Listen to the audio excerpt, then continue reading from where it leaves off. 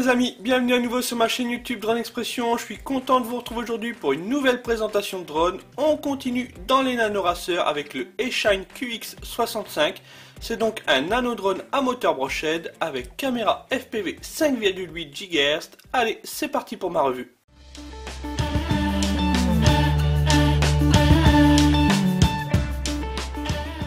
Place maintenant au déballage de ce Eachine QX65. Donc c'est une version BNF, il n'existe pas en Ready to Fly. Donc ça veut dire qu'il n'y a pas de télécommande vendue avec ce drone. Voilà pourquoi il arrive dans une toute petite boîte. Sur la boîte, on a le drone qui apparaît en photo. Ça nous indique que c'est du F3, du Betafly, qu'il y a un émetteur 5,8 GHz VTX, un OSD, qu'il y a des LED, voilà, et que c'est un micro FPV racer drone. Là ici, il y a toutes les versions qui existent, donc basic version, standard version. Il y a aussi même une advanced version, on verra ça tout à l'heure. Et en mode et le récepteur, là, moi c'est un FlashSky, mais il existe aussi en FrSky ou en DSM2 DSMX. À l'intérieur, hop, nous avons dans un premier temps un petit sachet avec un tournevis, avec une clé pour enlever les hélices, 4 hélices de rechange et des petites vis de rechange. Un port USB qui va vous permettre de recharger vos batteries. Bien sûr le bébé, le drone, voici à quoi ressemble ce petit bébé, ce Eachine QX65. Il y a une batterie déjà de montée et moi j'ai deux batteries en plus car c'est la version standard. Ensuite en dessous nous avons une petite notice, donc c'est pas une notice d'utilisation, c'est une notice d'appairage, à comment appairer le drone avec une télécommande FlashSky FS ici, celle que j'ai là ici, c'est celle que j'utilise pour tous mes nanodrones quasiment, qui fonctionnent bien sûr en FlashSky. Donc ce drone existe en trois versions. Donc il y a la version basique, c'est-à-dire que vous aurez le drone avec un chargeur USB et une seule batterie. Moi aujourd'hui c'est la version standard que je vous présente, donc c'est-à-dire que vous avez le drone, le chargeur, mais là vous avez 3 batteries au total. Et il existe aussi en version Advanced, donc là vraiment c'est un super pack. Il y a bien sûr le drone, il y a un plus gros chargeur, il y a 6 batteries, des hélices de rechange, 2 frames de rechange, et je trouve ça plutôt cool parce que la frame me paraît quand même assez fragile au niveau de ce drone. Donc voilà, donc ce drone est disponible chez Banggood. Je vous mets bien sûr le lien et le coupon qui va bien pour ce drone. Voilà, n'hésitez pas à l'utiliser si vous êtes intéressé par ce drone. Moi, ce que je vous propose maintenant, c'est qu'on voit un petit peu les caractéristiques de ce drone. Allez, c'est parti.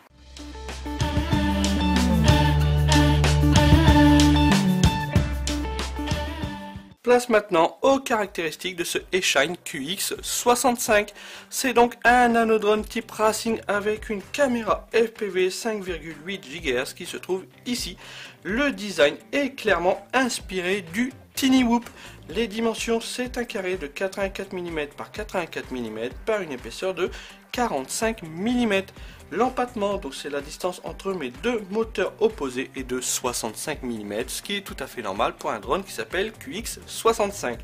Le poids de ce drone sans la batterie est de 20 grammes.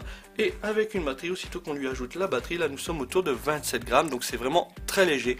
On est clairement sur un drone pour voler en intérieur, c'est-à-dire dans votre maison, dans un gymnase, dans un parking souterrain, dans une usine désaffectée.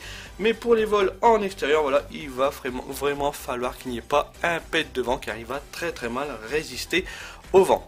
Sa frame est en plastique transparent de qualité moyenne, je trouve, ça risque quand même d'être assez fragile en cas de choc.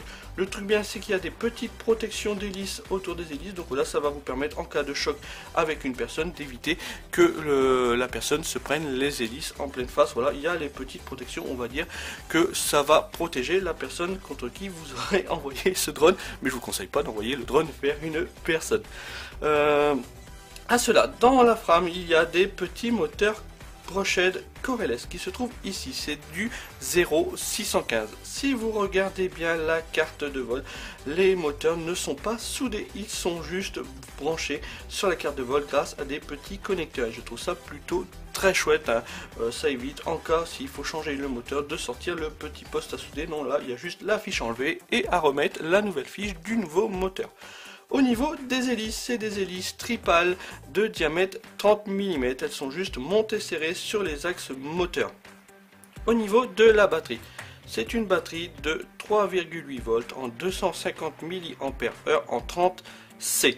Elle va procurer au drone à peu près une autonomie de 4 minutes. Donc voilà, dans le pack basique, vous aurez qu'une seule batterie, donc c'est-à-dire 4 minutes seulement d'autonomie. Je vous conseille plus de partir sur le pack standard, c'est-à-dire avec 3 batteries. Donc là, vous allez avoir un peu plus de fun, ou alors si vous pouvez vous le permettre, partez sur le pack Advanced avec 6 batteries, même des frames de rechange, tout ça. Là voilà, avec 6 batteries, vous avez vraiment de quoi vous amuser.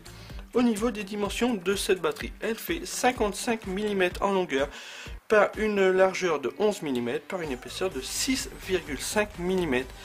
La fiche, c'est une fiche JST 1,25. Cette batterie rentrera tout juste dans ce logement. Ne vous attendez pas à mettre des batteries beaucoup plus importantes. Voilà, cette batterie rentre tout juste dans son logement.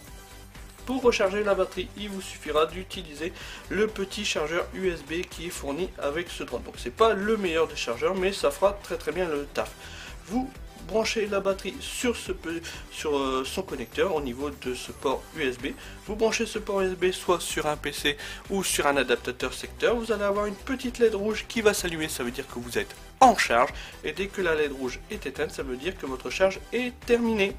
Grosso modo, le temps de charge avec ce chargeur est à peu près d'une trentaine de minutes, voire même un tout petit peu moins. Comme je vous l'ai dit tout à l'heure, ce drone est équipé d'une caméra FPV 5,8 GHz qui se trouve ici. C'est une 700 TVL 1/4 pouce CMOS 130 degrés FOV qui est orientable sur à peu près 30 degrés. Voilà, là voilà, je l'ai orienté au maximum. Hop, et là je la repositionne. À cela, faut ajouter un émetteur 5,8 GHz 25 mW 48 channels VTX, et aussi à l'intérieur il y a un petit OSD, un OSD intégré qui est un OSD Betafly. Pour ceux qui ne savent pas ce qu'est un OSD, grâce à ce petit composant électronique, vous allez avoir à l'écran plusieurs informations qui vont s'afficher, comme le restant de la batterie ou le temps de vol par exemple. Pour la partie électronique, à l'intérieur, nous avons un contrôleur de vol qui est le Bicore V2.0 de chez Eshine. Il est basé sur un processeur F3. Vous avez bien sûr un port micro USB qui se trouve ici, qui va vous permettre de configurer le drone en le branchant à un PC. Il faudra utiliser le logiciel Betafly. Moi, dans la version que je vous présente, c'est du FlashSky, c'est-à-dire qu'à l'intérieur, j'ai un récepteur FlashSky AFHDS2A avec une portée, avec une télécommande, hein, bien sûr, de 80-100 mètres. Ce petit récepteur à l'intérieur est pleinement compatible avec ma télécommande FlashSky FSI6 que j'utilise pour piloter tous mes nanodrones qui fonctionnent en FlashSky. Donc voilà, il vous suffira juste de binder ce drone avec la télécommande.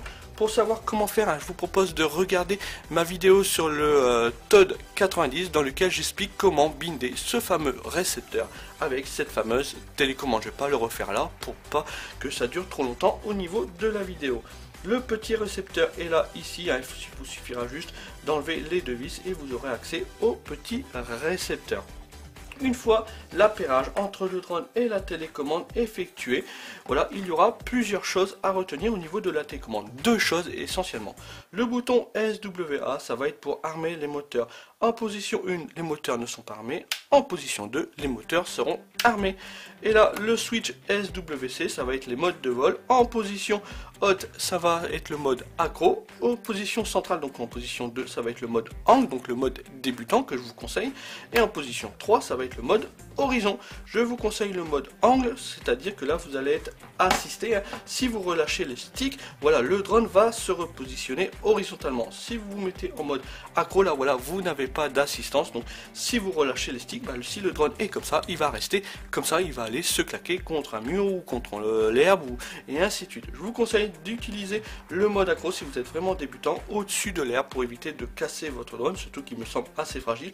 Donc, faites ça tranquillement au-dessus de l'herbe par petites sections. Testez tout doucement le mode accro, voilà, en vous mettant sur la position 1. Et si vous vous sentez mal à l'aise, revenez à la position angle, donc c'est-à-dire en position 2. Tout doucement, moi, je commence à comprendre le fonctionnement du mode accro, mais c'est vraiment pas offert à tout le monde. Je vous conseille vraiment de vous entraîner loin de personnes.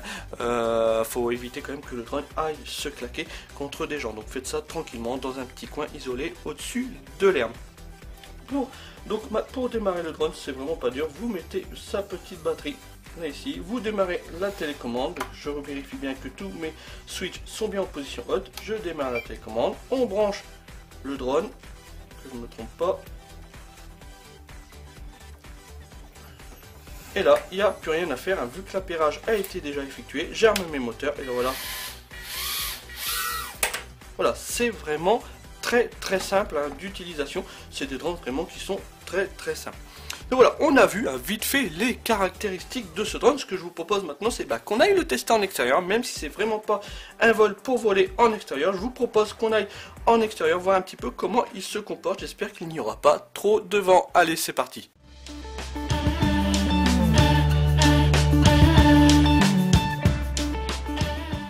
Nous voici donc maintenant en extérieur pour faire un petit vol test de ce Eshine QX65. On va voir un petit peu comment il se comporte en vol en extérieur. C'est vraiment pas son domaine de prédilection. J'ai déjà fait des tests avec ce drone, il galère vraiment beaucoup en extérieur. Hein. Aussitôt qu'il y a un peu de vent, il est vite déporté. Donc là, moi, tout est opérationnel. Sur mon casque Eshine VR007, j'ai mis un petit DVR pour pouvoir enregistrer le vol. De même, hein, j'ai déjà fait quelques tests. Le retour vidéo n'est pas super. Donc là, j'ai changé de canal pour voir un petit peu si il sera de meilleure qualité. Je me mets en mode angle, donc c'est-à-dire en position 2 pour SWC. J'arme les moteurs et là, voilà, il n'y a plus qu'à faire décoller le petit bébé. Donc là voilà, vous le voyez en vol. Donc voilà, il y a un petit peu de vent hein, bien sûr, et il galère bien sûr à cause du vent.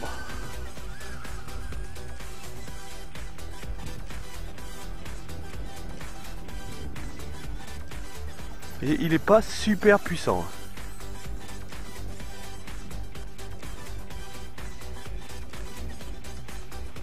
Je vais le refaire revenir par ici. Vous voyez, on n'est clairement pas sur un drone pour voler en extérieur. C'est vraiment pas son domaine de prédilection. On est vraiment sur un drone pour voler en intérieur, donc c'est-à-dire dans un gymnase, dans une maison, dans des bâtiments abandonnés. Mais voilà, pour le vol en extérieur, oubliez ce petit drone. Vous allez vite vite désespéré, car il a vraiment du mal à bien se comporter à cause du vent. Ces petits moteurs ne sont vraiment pas faits pour voler en extérieur. Hein. Donc bon, tout le monde n'a pas de gymnase, donc surtout si vous n'avez pas d'endroit pour vraiment voler en intérieur, je vous conseille pas ce drone. Vous voyez, là il y a eu un gros coup de vent. Mon sac s'est même barré, mais voilà, il y a eu un gros coup de vent et il a tout de suite galéré. Il est super léger, peut-être un peu trop léger. Donc comme je vous dis, on est clairement sur un drone pour voler en intérieur. De même, sa carcasse est fragile. Regardez, je suis même obligé de le laisser pencher pour dire qu'il résiste bien au vent. De même, sa carcasse est quand même assez fragile. Hein, sa frame, tout en plastique transparent. J'ai fait plusieurs essais, je l'ai cassé un petit peu. J'ai cassé une patte de fixation au niveau des moteurs. Donc comme je vous dis, c'est vraiment pas le drone du siècle. Hein. Faut y aller tout doucement avec ce petit drone. C'est vraiment pour voler en intérieur. Oubliez le vol extérieur avec ce nano drone. Ça reste un bon jouet, mais oubliez le vol en extérieur. Donc voilà, vous voyez, hein, donc il vole bien hein, là-dessus, il vole très bien, même avec le vent, vous voyez. Alors il galère vraiment beaucoup, mais j'arrive quand même à bien le manier. Mais je pense que vous allez rire jaune en cas de fort vent, ça va être vraiment une belle galère. Alors là, je sais pas ce que ça donne au niveau du retour vidéo, si le retour vidéo est bon ou pas. Alors, je galère avec le vent. Donc je sais pas si le retour vidéo est bon, si ça saccade pas trop, si on n'a pas trop de perte de signal. Hein. J'ai changé de channel comme je vous l'ai dit, donc j'espère que ça se passe bien au niveau du retour vidéo. Bon, vous voyez là, il y a presque plus de vent. Bon voilà, il reste très bien. Donc là, je viens de le tourner. Hop, là, il reste plutôt bien en vol. Là. Dès qu'il n'y a pas de vent, voilà, il gère très bien.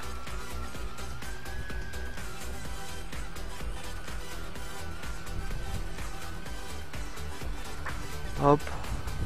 J'espère que vous le voyez plutôt bien, ce petit bébé.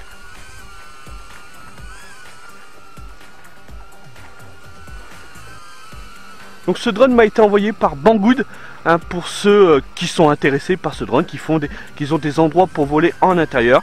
Et ben voilà, je vous mets le lien et le coupon qui va bien sur ce petit drone. N'hésitez pas à l'utiliser, comme je dis toujours, ça m'aide à faire évoluer ma chaîne YouTube. C'est pas parce que ça va rapporter en argent ce petit drone, c'est surtout, bah voilà, plus il y a des ventes, plus les magasins me font confiance et du coup m'envoient des produits à tester. Donc voilà, merci à vous tous qui utilisez mes liens d'affiliation pour passer vos commandes chez Banggood ou chez les autres sites de vente en ligne. Donc allez, on va le poser ce petit bébé car il commence à y avoir de plus en plus de vent, hein. Hop, bon allez, je l'ai posé dans les gravillons, hop. Donc voilà, donc vous avez vu, hein, c'est pas le drone du siècle, hein, j'ai testé des raceurs de meilleure qualité, hein, je vais être franc avec vous, mais voilà, ça reste un bon jouet pour voler en intérieur, hein, surtout pas en extérieur.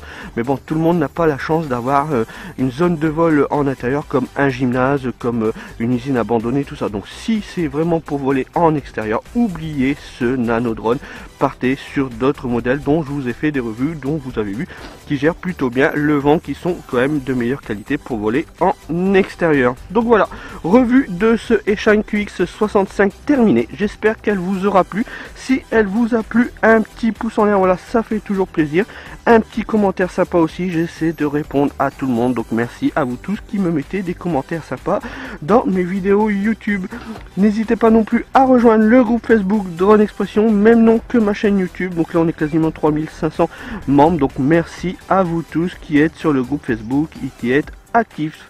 Donc voilà, donc revue terminée. J'espère qu'elle vous aura plu. Moi je vous dis à bientôt pour une nouvelle vidéo. Allez, à plus, ciao, bye, salut les gars.